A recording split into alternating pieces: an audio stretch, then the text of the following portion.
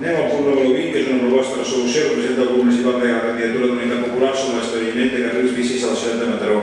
Senyor Safontria. Gràcies, senyor alcalde. Bé, com vostès saben, a la CUP el tema de la mobilitat és un tema que ens preocupa perquè entenem que és una qüestió cabdal a la nostra ciutat. Miri, nosaltres som conscients que la mobilitat és una qüestió molt complexa en tant que intervenen moltíssims factors. Normalment, quan s'aborda la qüestió de la bicicleta, del carril bici, bàsicament hi ha dues maneres de plantejar-lo. Una, que és la gran majoria de municipis, doncs opten per fer una política d'aparador en la qual es dediquen a pintar 4 línies blanques a les voreres, a inaugurar-ho casualment en setmanes de mobilitat i així bé, justificar que es fa alguna cosa per l'ecosistema i semblar que es fan polítiques pel medi ambient. I una altra, que jo penso que és l'opció correcta, que és fer polítiques molt més serioses, que entenguin la bicicleta com una alternativa real a la mobilitat per molta gent que circula per la ciutat de punta a punta i que la bicicleta és una opció vàlida, que entengui que la bicicleta ha de tenir un pes específic a la calçada, que entengui que la bicicleta hauria d'anar guanyant espai en el cotxe privat. I bé, malauradament, la veritat de Mataró és la primera. Tenim pocs carrils bicicleta, la gran majoria passen per sobre les voreres trepitjant l'espai als vianants. Sí que hi ha estudis, però en definitiva bé, és una realitat. Avui en dia és molt difícil circular per la ciutat en bicicleta perquè no hi ha les condicions per poder-ho fer. Bé, llegeixo la proposta que hem presentat. Dissabte passat, 27 de setembre, es va inaugurar el nou carril bici de la Via Europa. És un carril bici que, com que passa per la vorera, redueix l'espai dels vianants. Entenem que la ciutat de Mataró necessita una nova planificació de la mobilitat que redueixi el transport en cotxe privat, per evitar així embussos, contaminació, accidents, etc. I habiliti a la ciutat per prioritzar la circulació de vianants, bicicletes i transport públic. Veiem, en canvi, com els pocs carrils bici que tenim a Mataró es projecten com un obstacle per als vianants i no com una alternativa al cotxe privat. Així passa els carrils bici per a bicicleta de la Via Europa, el passeig marítim, el Rengle, acabats de crear. Aquests carrils haurien de passar per la calçada, guanyant espai al cotxe privat, i en canvi creen un nou perill per als vianants. Al mateix temps, l'Ajuntament hauria de facilitar l'existència d'un transport públic eficient que fos alternatiu a l'ús del vehicle particular. Sabem que des del 2006 s'ha contractat el servei d'una auditoria a càrrec de l'empresa Cinesi, però no en veiem cap resultat que no siguin 4 ratlles pintades a la vorera.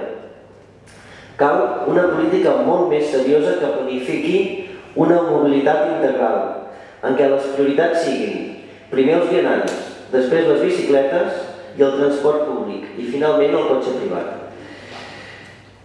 És per això que proposem, primer, que es faci una auditoria i una nova planificació integrals de la mobilitat urbana de Mataró que prioritzi els vianants, les bicicletes i el transport públic enfront del cotxe privat i que integri propostes com el bicing de Barcelona, noves estacions urbanes i interurbanes de tren i autobús, etc.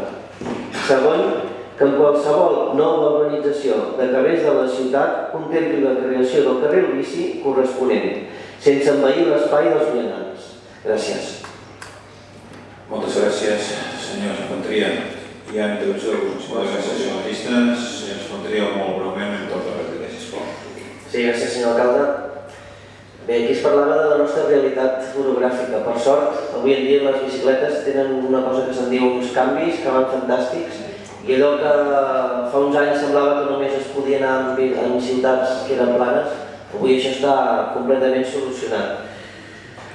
Em comentava vostè que no tenia al final de parlar d'extensions. Bé, senzillament volíem manifestar que si realment volem un espai pacificat on la bicicleta hi tingui un paper important, cal reduir l'ús del cotxe privat i si a la gent no se li dona l'opció i l'alternativa del transport públic com un transport alternatiu real, difícilment podem tenir aquest equilibri. Respecte al redactat, jo no tindria cap problema en tornar-lo a redactar i fer-ho d'una manera consensuada. El senyor Batista ha dit moltes coses. Parlava del segon punt que no m'acabava. Quan vam incloure aquest segon punt, una mica era en funció de les experiències recents. Vostè ha citat la Via Europa com un model que havia estat gestionat en funció del pla de mobilitat. Perdoni, però la Via Europa és un fracàs total respecte al que és la mobilitat. Si alguna persona mai té el coratge d'anar a peu per la Via Europa fins a l'hospital, doncs se n'adonarà realment que allò està dissenyat supermalament. És completament difícil pels vianants. Ara se'ns col·loca un carril bici que treu espai als vianants i és un carril bàsicament pensat pel cotxe i poca mobilitat del conjunt de la ciutat. Quan nosaltres diem fer una nova auditoria, estem dient fer una nova auditoria però en funció de les realitats de les prioritats que nosaltres plantejàvem.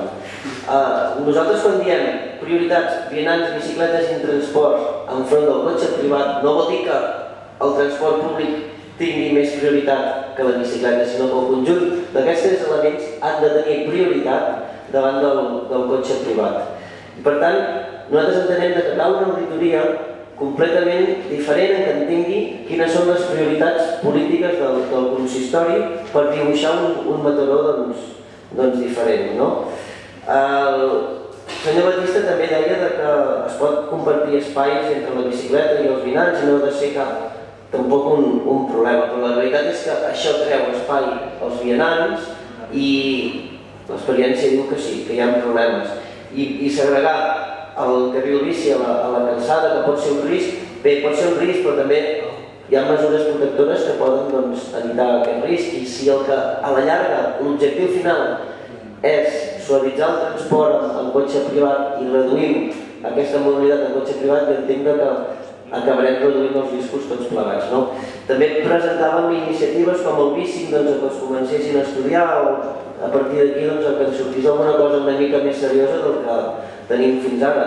Bé, esperem que puguin ser idees que el consistori prengui nota i que d'alguna manera, jo no estic convençut que acabarem cap aquí, perquè no hi ha cap altra opció, perquè el cotxe privat ens porta a un col·lapse absolut. Per tant, tard o d'hora, jo sé que aquesta proposta la tornarem a redactar d'alguna o altra manera, però haurem d'acabar per aquí. Gràcies. Moltes gràcies, senyor Contreras.